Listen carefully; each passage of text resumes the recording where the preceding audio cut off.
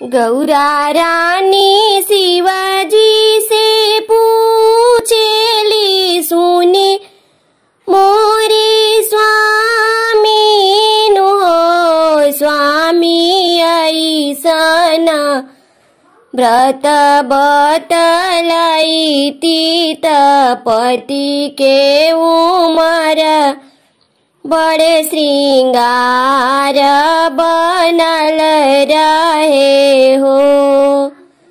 स्वामी ऐसन व्रत बतलाई तीत पति के उमर बड़े श्रृंगार बनल रहे हो।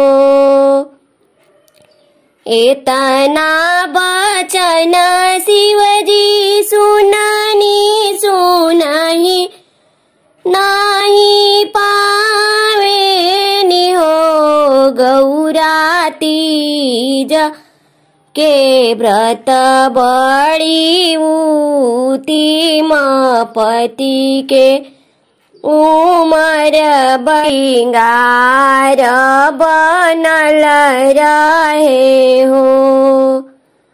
ए गौरा तीज के व्रत बड़ी पावन पति के उमर बड़े श्रृंगार बनल रहे हो।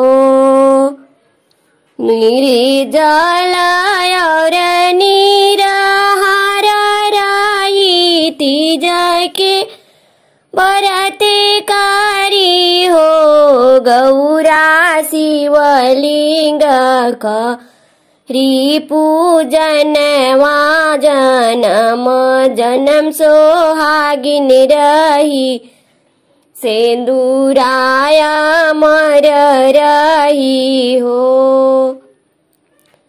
निर्जल और निराहार रही तीज के व्रत कारी शिवलिंग पूजन कारी हो।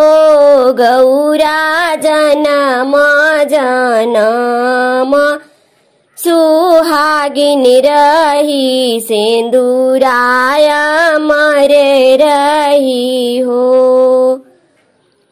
पूर्व जन्म में सुना हो गौरा तू बड़ी तप कैलू दुखवा बहुत सहलू हो। गौरा तब पवलू पति परमेश्वर भूखी के तीज व्रत हो। ए गौरा तब पवलू मोर ऐसन स्वामी तब भूखी के तीज व्रत हो।